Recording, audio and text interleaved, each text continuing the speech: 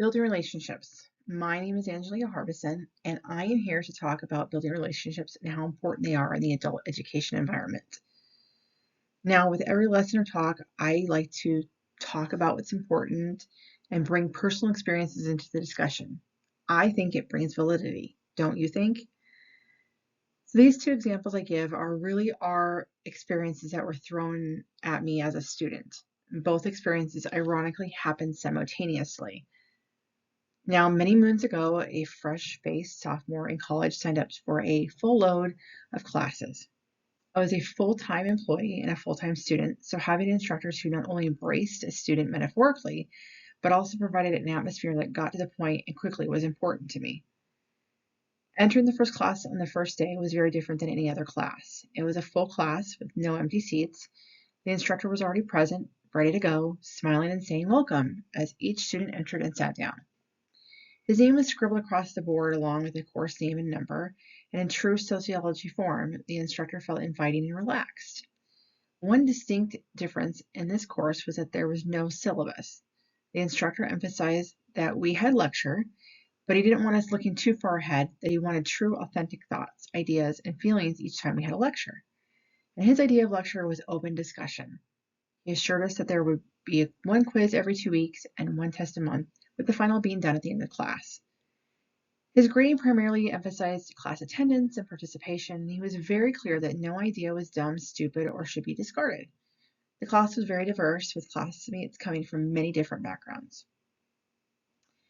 Now, later that day, I walked into my very first college chemistry course, and normally I would schedule my classes to take the lecture first, and then later in the day, take the lab. But that semester just did not work out in my favor, schedule-wise. So entering the science-based lab felt extremely cold and uninviting. And at first I felt like it was possibly the sterile environment, the lack of posters, or the fact that it was a science-based class and by nature it would just be straightforward. That was not the case. And it became apparent when the instructor walked into the class at the exact moment the class was to start. Now, she walked into the lab, walked by the row of students, didn't say a word, and slammed her bag on the desk. She looked at her watch and stated, "It's time for lab, let's get started." She did not introduce herself, and she handed a stack of papers to a student and instructed her to hand them out. As each syllabus made its way around the room, it was glaringly obvious we were in for one heck of a semester. And I'm not going to take very long here. You can read the syllabus, figure it out, but I will say this. A quarter of you will drop this class this week. Half of you sitting here will drop after taking the final. Of those remaining, half of you will fail the course. I do not have office hours. Contact your lecturer instructor for help. I will not extend any due dates. If you can't be here, pick up lab time from another instructor. She then immediately began her lecture. Now each lab had about 15 minutes of lecture from her, and then she would disappear into an office, leaving us to complete lab work. There was zero interaction beyond the 15-minute short lecture she gave, and when she handed out her final, it was true, what she stated the first day. The final class roster was 5 students. 2 students failed that final. Thankfully, by the grace of God, I passed. Now, what are we going to talk about with building relationships? First, we're going to stress the importance of building relationships, best practices for building relationships, learning the needs and the interests of adult learners, addressing student viewpoints, and applying the Christian worldview. Now, the importance of building relationships. So, in those 2 examples I gave, it's very important to build a relationship. On one side, you could see the beginning blocks of a relationship. On the other side, you could see the beginning blocks of what would be a lack of relationship. So why is it important to build relationships? Well, think of the relationships that you're in right now. Is it important to continue to build onto the relationship? Is it important to continue to build lasting memories, rapport, connection? How do you feel when you have lost a connection to somebody? Well, the obvious is that you feel connected. There's more buy-in no matter the relationship, and I like to think of marriage as an example. And what happens when you allow your relationship to become stagnant? There is no buy-in, there is no connection, and people give up. The same can be true of a student-instructor relationship. According to Mary Ellen Weimer, who penned the article Building Rapport with Your Students, The importance of building relationships gives us 6 areas of growth according to research. The first is higher motivation. Students who feel a connection or relationship with their instructors have higher motivation. Increased comfort. Students who feel rapport will communicate at ease. Increased quality. Students who feel rapport will have a higher perception of their academic environment. Satisfaction. Students who feel rapport are highly satisfied with the education they are receiving. Enhanced communication. As students' rapport builds, so does the communication. And trust. Once rapport is established, trust grows. So what does this all mean? Do you have to have every single portion to have a great relationship? No, you do not. However, if there isn't something there for the building and the foundation of that relationship, you are not going to build and grow. I like to think from these 6 different importance of building relationships factors. I think the one that stands out the highest to me is the higher motivation. I like to think that if you have buy-in and you have a connection in the relationship, you want to make that person proud. You want to succeed. You want to complete whatever task it is they give you. Now, the best building practices for building those relationships. What can we do to build a relationship? Well, researchers suggest that the key is building rapport. According to Weimer, there are 5 factors for building rapport. The first is respect. Teachers and students must show respect for each other, for the learning process, and the institution where it is occurring. Approachability. Students have to feel comfortable coming to faculty, and faculty must be willing to speak with students after class, during office hours, via email, or on campus. Open communication. Faculty must be honest. There needs to be consistency between the faculty say and what they do. Caring. Faculty must care about students. They must see and respond to them as individuals. They also need to care about learning and show that they want students to learn the material. The positive attitude. Faculty should have a sense of humor and be open to points of view other than their own. So see, my first class that I took, my sociology, there was a respect there. The teacher respected the students respected the teachers. He was very approachable. He was great with communication. He really did care about us. And he had such a positive attitude that it made us want to succeed. Now, on the flip side of this, my chemistry class, it felt like the teacher did not respect us at all, which then provided a wall, and it was hard for the students to respect the teacher. The approachability, obviously, she said, don't come to me, so there was no approachability here. And that trickled over to communication. Because you couldn't approach her, you couldn't communicate. It felt, just based off of her attitude, which was not positive, that she really didn't care about us. She point blank at the very beginning of it knew that a bunch of us were going to fail, and it didn't seem to bother her. So how can we learn the needs and interests of adult learners?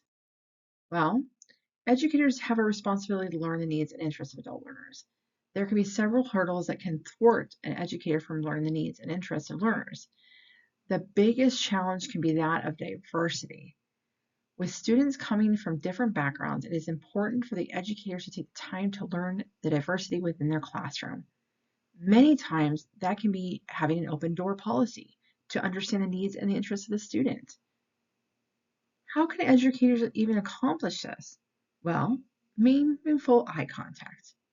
When a student feels like they're being seen, they feel like the needs and their interests are being addressed. Purposeful gestures. This could be as simply as stopping what you're doing and actually listening to the student. Group and one-on-one communication.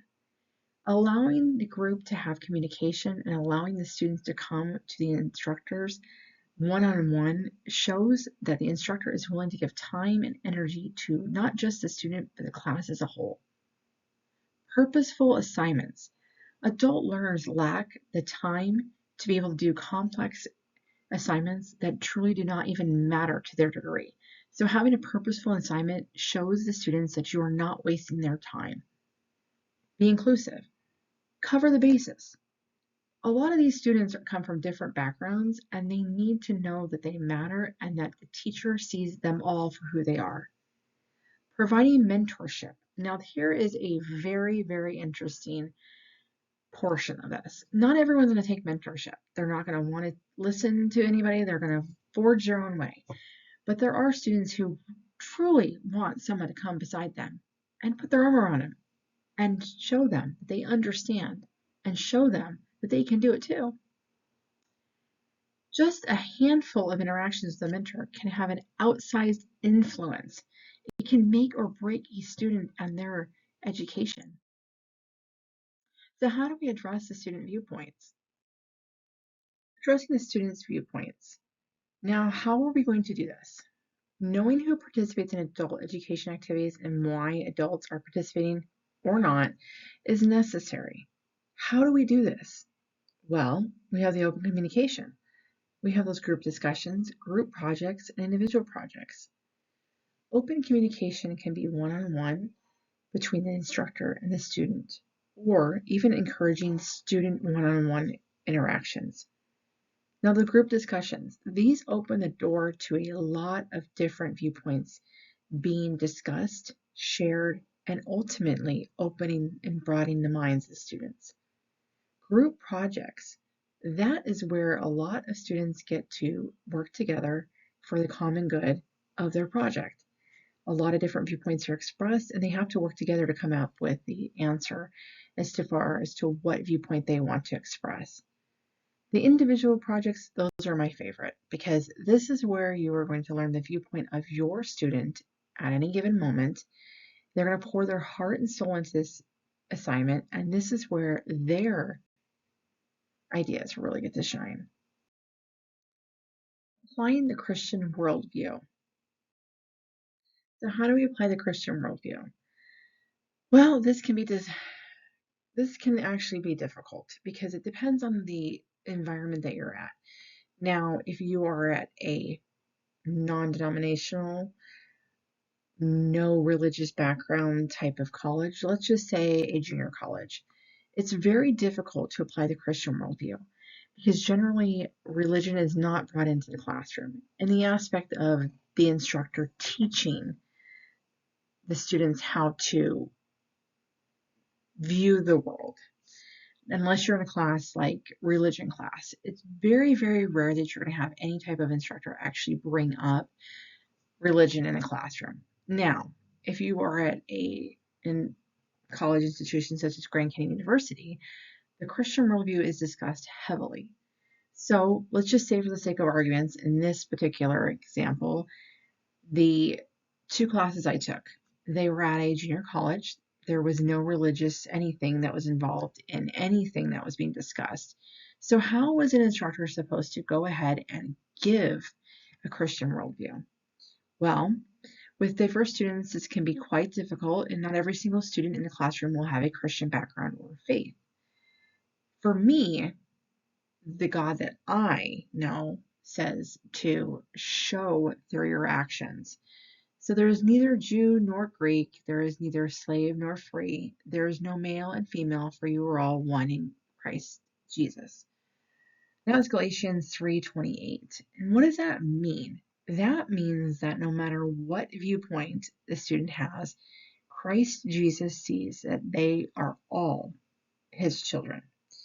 And the best way to apply the Christian worldview is to look at each and every single student as they are all children of Christ.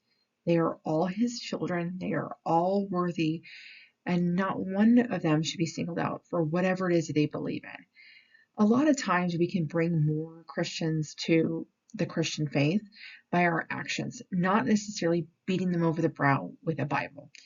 So for me, in order to apply the Christian worldview and to show the Christian worldview is through my actions, being all-inclusive, being generous with my time, being patient, showing the student that I truly do care. That is how I would apply the Christian worldview.